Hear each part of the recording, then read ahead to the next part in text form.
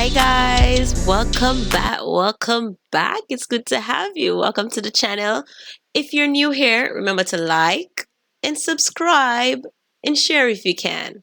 So we're going to be continuing our topic on set theory.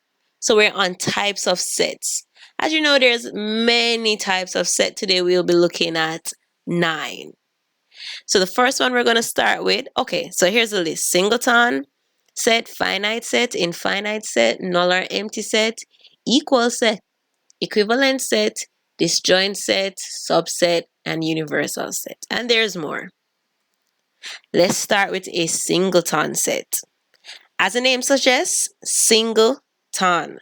Single, it contains a single element. And as you can see for the example here, for these 3 sets, it only has one member, one element. So it's a singleton set. As easy as that. Now for equal sets, it means that the sets are equal. They have the same element. It's like a replica of the set. The order doesn't matter. And you can see that in our example here. For set A, we have 1, 2, 3, 4. For B, we have 4, 3, 2, 1. As you can see, the elements are the same. Both sets have 1, both sets have 2, 3, and 4. So the order doesn't matter, but the types of elements it contains matters. And we normally use the equal sign to denote that set A is equal to set B. Let's go over to equivalence set. So with equivalence set, both sets are the sets that we're looking at have equal number of elements. Who can remind me what term we used to refer to sets that refers to the number of elements a set contains? All right. If you said cardinality, you're correct. So the cardinality of a set is the number of elements in the set. And that is what an equivalent set is. Sets that have the same exact amount of elements. Set A and set B, as you can see here, they both have 4 elements.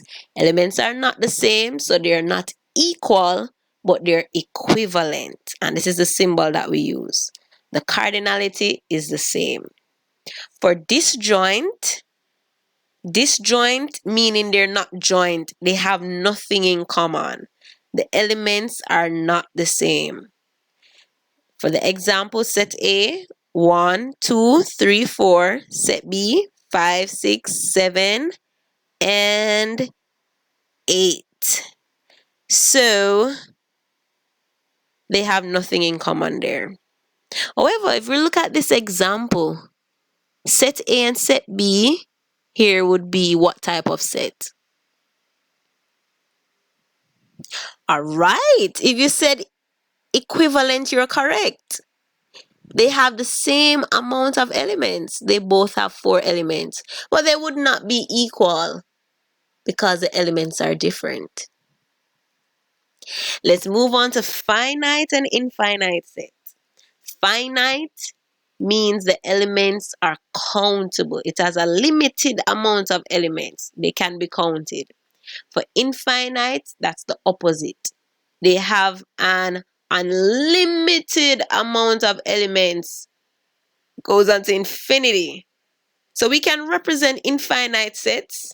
However, there's a symbol that we'll have to use, and that symbol, we see it a lot when we read books or messages. These 3 dots are called an ellipsis. Sometimes we place them in the middle of a set as a shortcut for listing many elements.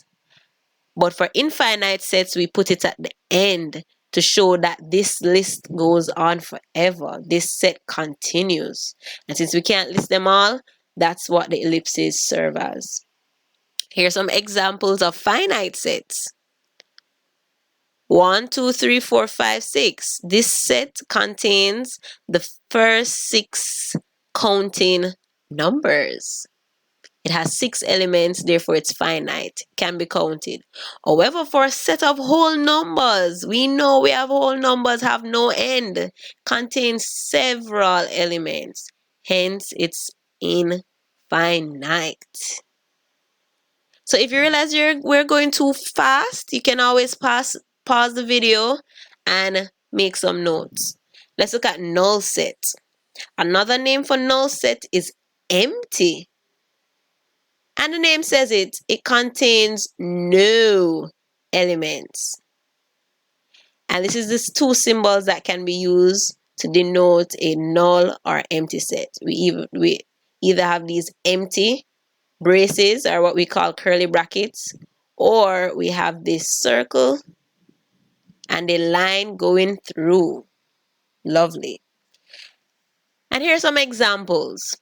The set of triangles with 4 sides. Is there such a triangle with 4 sides? No, that triangle doesn't exist. Triangle, as the name says, triangle, it has 3 sides. So if you were supposed to list a set with those 4-sided triangles, that set would be empty. It doesn't exist. And for the set of integers that are both even and odd, all right?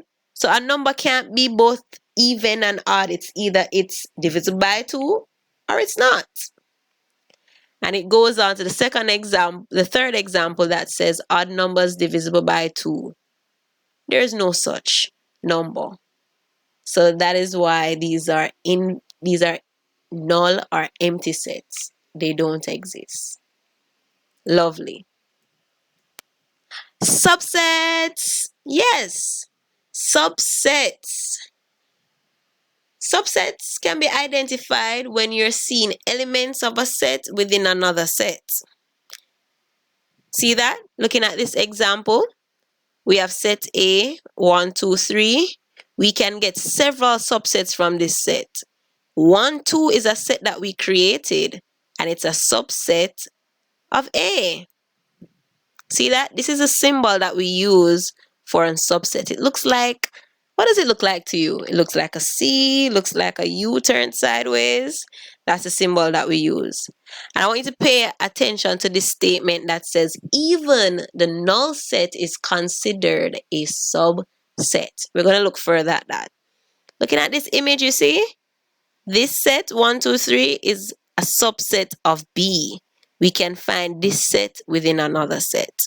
They have something in common.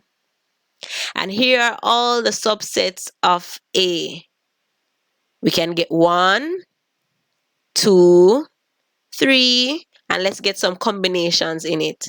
1, 2, 2, 3, 1, 3, 1, 2, 3, and of course, our null set is a subset of every set. So in all, we have 8 subsets. Good. Remember to pause the video and make a note of that. So there are different types of subsets.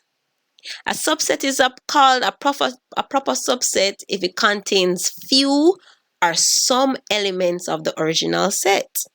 Looking at this example, in set B, we have 1, 2, 3, 4, 5. Set A, we have 1, 3, 5. We can find some elements of A in B. Not all elements, but some, just 3. That makes A proper subset of B. For an improper subset, you can find all the elements in the next set. So in set A, you have 1, 2, 3, 4, 5. You can find all 5 elements in set C. So that is why C is an improper subset of A, or if you want, you can say A is an improper subset of C, however you look at it. All right, let's look at some examples. Here's another one. Let T, Mo, Larry, Curly. That's set T, and these are all the subsets we could find from it. So I want you to remember, big fact, every subset is a set, every set is a subset of itself.